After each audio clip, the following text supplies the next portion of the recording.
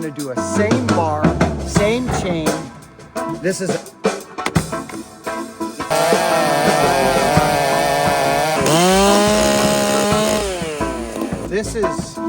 I mean, we had a request, friends. So, we came up here the other day and cut some firewood. And then Mikey, my buddy, split it and got it in his shed and spread the rest out here. It's small wood now, you can see. But he left us one big piece, Luke, over here. And we had people request, hey, Buckin, you did the 592 with the 500i, but it wasn't the same bar and it wasn't the same chain and all this. And would you look what we've got, Luke? We've got one big round left here. And if you were to ever test the power of a power saw, this would be the round. And we're so lucky we've got this in the shade right now, Luke. Yeah. This is quite a treat. Now, this is, friends, a really good example of maple here, dry, hard maple. It's pretty snotty, actually, Luke, if you can take, well, you can see it. There's all these great big dirty knots. This is our maple. This is actually what I grew up on splitting. But here's the deal. You know, on the internet, the big thing is you see people trying to, right, just go do all this, right? Well, you find your cracks. Here's one here.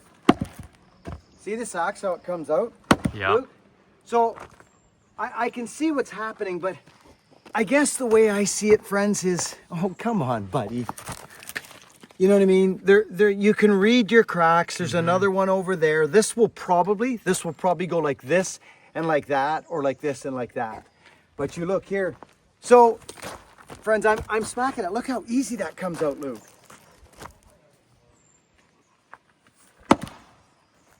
Look at this. Look at this.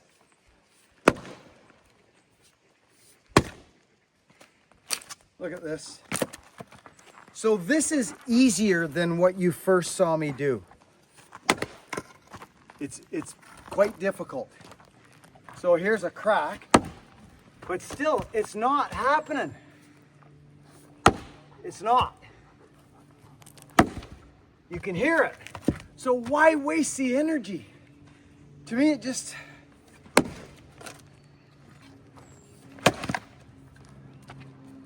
And you keep opening up. That wood's no joke, Luke. No. That maple's no joke.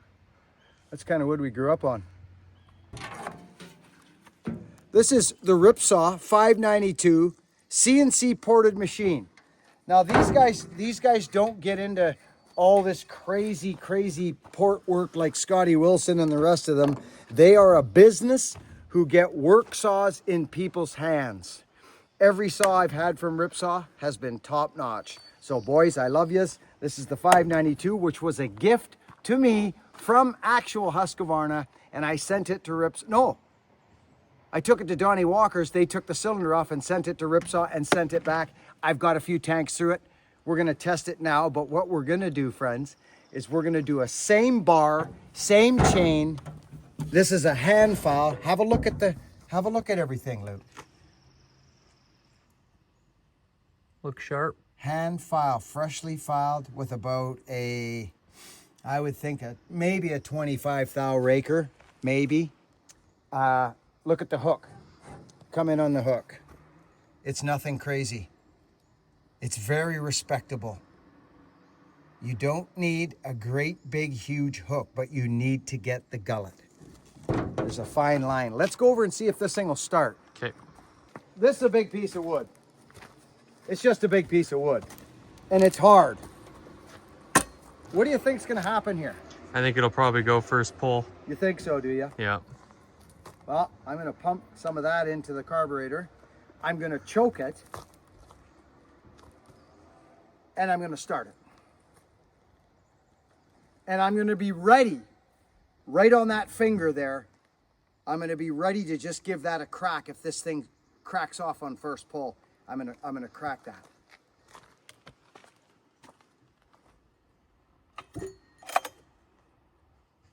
It does have more compression, I will say that.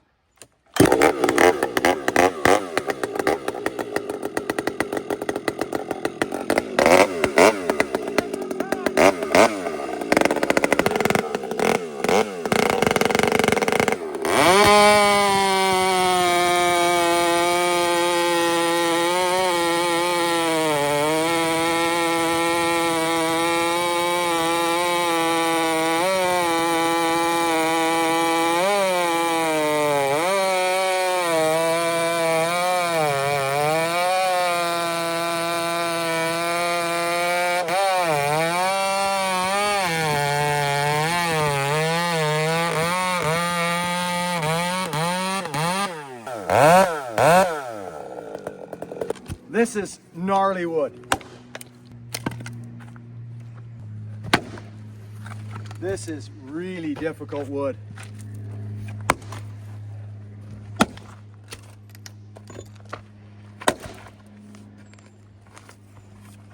Look at this.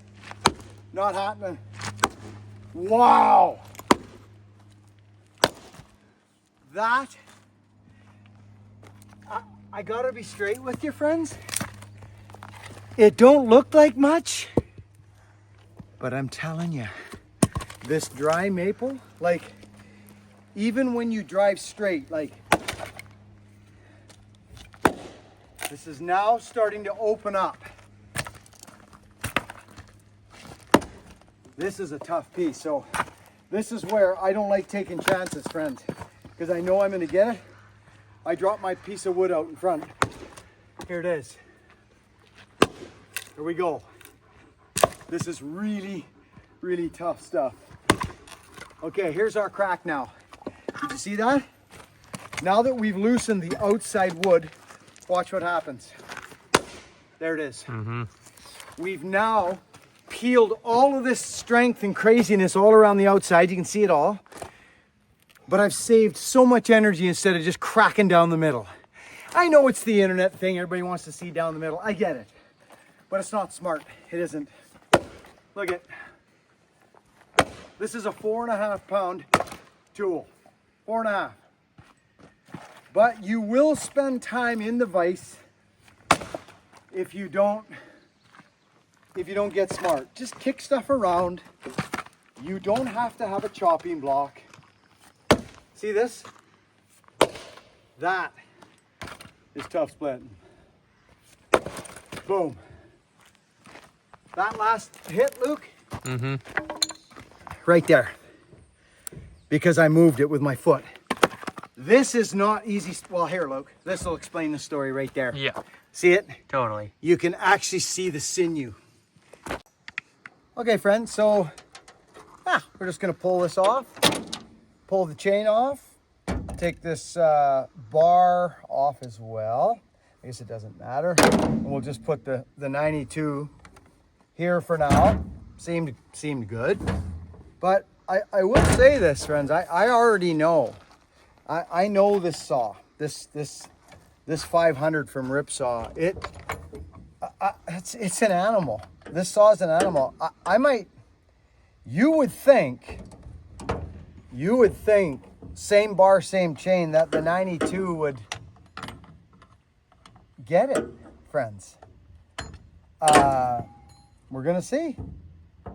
We're gonna see. It's the same bar, same chain. We'll check the chain to see if it's didn't get any rocks, but it seemed like it was cutting real nice. Hand file. So let's pull this off. This is just for fun, friends, but hey, people ask. In she goes. There it is. Okay.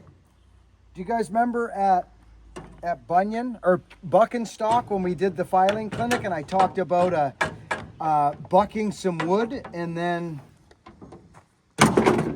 having a look at your teeth after to see what's actually going on? You guys remember that? Okay. It's actually important. So let's have a look, Luke. You can get, yeah, look at that. Yeah.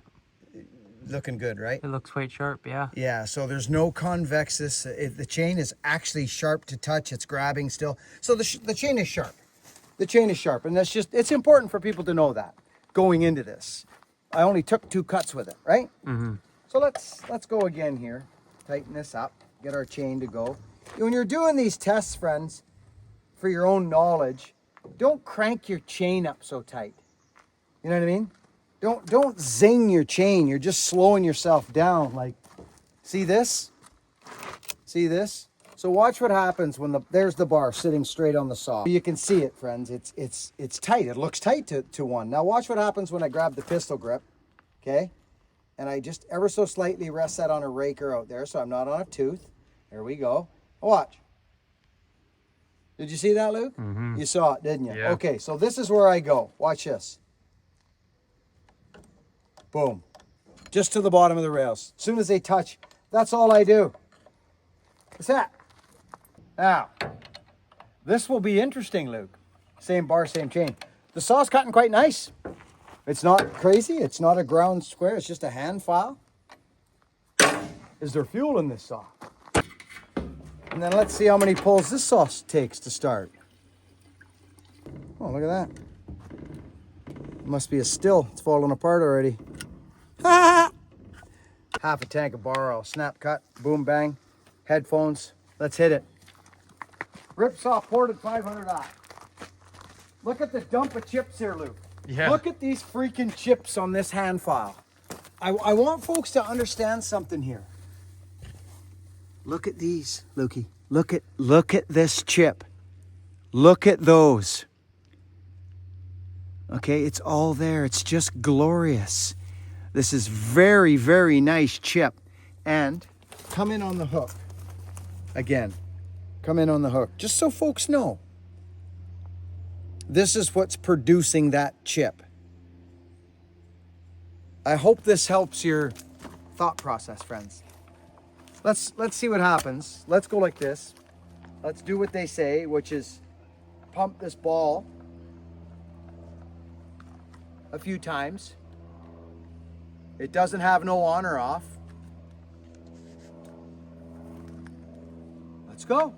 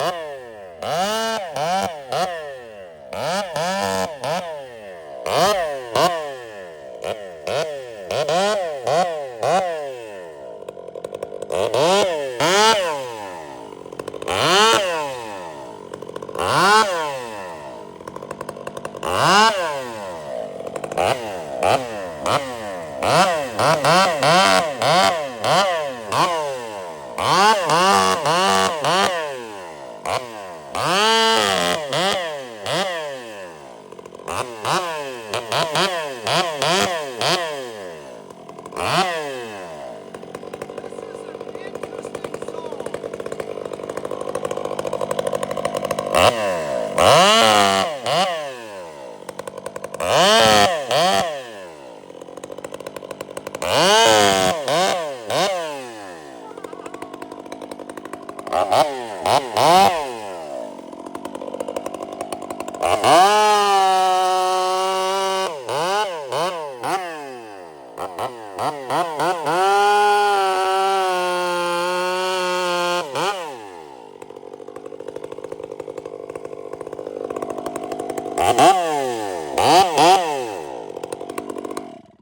just going to say this. It's a combination of this pipe. Luke, you must be able to hear this. Yeah. It is a very interesting saw. You can hear it wanting in that first little log I bucked. You could hear it wanting to just scream, but it protects itself if it doesn't load. That's a good thing. That's a good thing. But dude, this saw's wild. It is. Like, it's just a wild saw. Still did an amazing thing. I can't deny it. But I will tell you, when I first got mine at Walker's and I took it out and I was like, wow, this thing's strong. And then I ran into all the problems that I encountered, which was it did that bark in the small wood. It was driving me mad.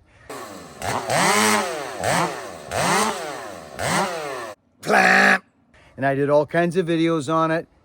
And then I went to Pennsylvania to see Ripsaw.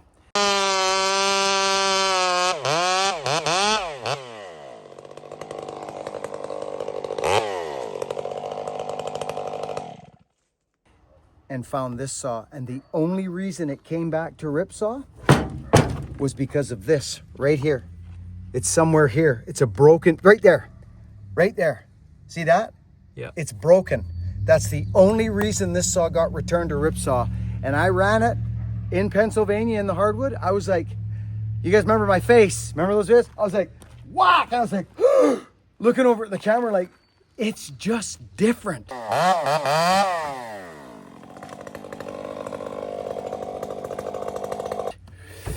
They have mine signed on a shelf in Pennsylvania at their shop. I'm really impressed with this saw. I do enjoy running it.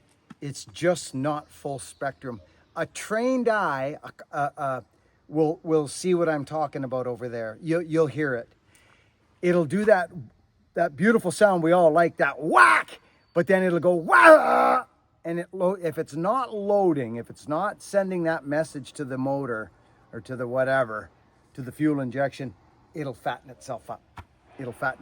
So I think we're going to find that in that big thing, Luke, that this saw is maybe beat the 92. It seemed like that. Or it's close. Yeah. So we're going to check those times right now, friends. Get yourself a sarsaparilla like we're going to do, and we're going to go sit down and time this. I'll catch you back in a few minutes. Well, friends, good morning, good afternoon, good evening, wherever you are. That was a request, actually, friends, that a few folks wanted to find out which was going to be the quicker saw with the same bar and same chain. Well, most of my chains cut pretty good, but anyways, we did it, and you got to hand it to that 500.